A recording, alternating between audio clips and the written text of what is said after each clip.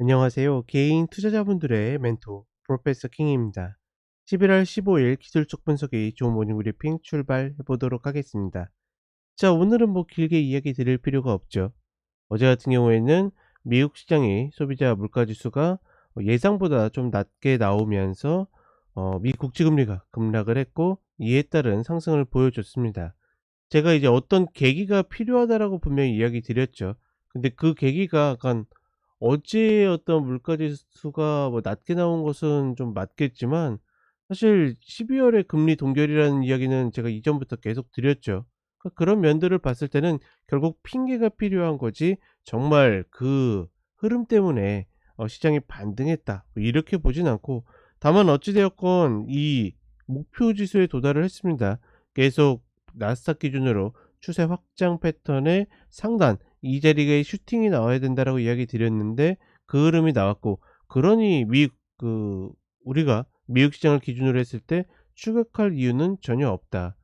말 그대로 테슬라가만 계속 122평 아래라고 이야기 드렸는데, 얘마저도 위로 올라왔기 때문에 이제 어느 정도 상승 반등이 마무리되는 국면이 아닐까 이렇게 보고 있고, TMF 같은 경우에도 계속 이야기 드렸죠.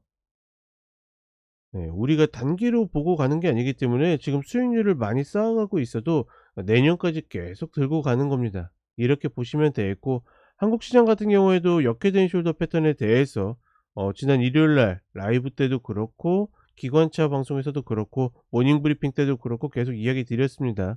그 흐름들 나오고 있고, 오늘 어 이제 갭상승이 좀 세게 나온다라고 그러면 추격할 수 없습니다. 추격할 이유도 없고, 어 이제 2495에 다시 근접을 하기 때문에 이런 흐름들은 추격하지 마시고, 이제 어떻게 보면 그 매도를 노리시는 분들은 2495 위에서 그 122평과 요 사이에서 노리시면 되겠다, 이렇게 보시면 되겠습니다. 그리고 이제 종목 같은 경우에는 2차전지 관련주들이 어제 대거 매수 시그널이 나와 있었기 때문에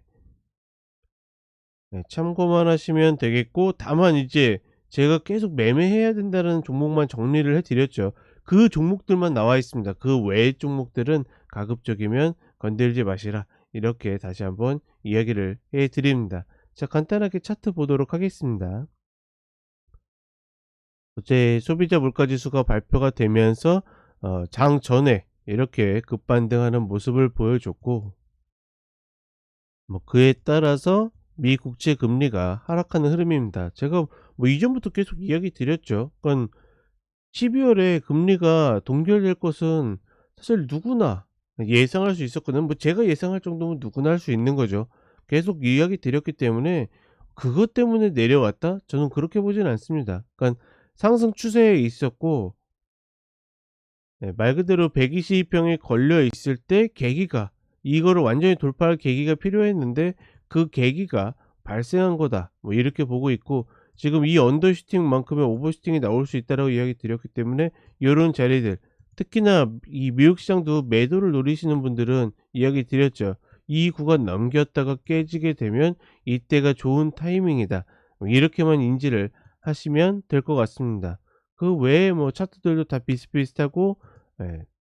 S&P 500도 4,500 라인 도달을 했죠. 이 라인도 마찬가지로 어떻게 똑같이 왔다가 깨질 때 매도 타이밍이다, 이렇게 보시면 되겠습니다. 그리고 우리 시장으로 오게 되면 어떻게 보면 완전 개그죠. 도대체 이날 왜 때렸는지 이해할 수가 없는 거죠.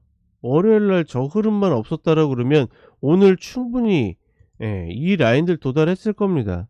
이런 거 보면 참 우리 시장이 좀 이렇게 페어하지 못하다 뭐 이런 느낌을 여전히 지울 수가 없고, 만약에 이번 자리에도 올라오면 마찬가지입니다.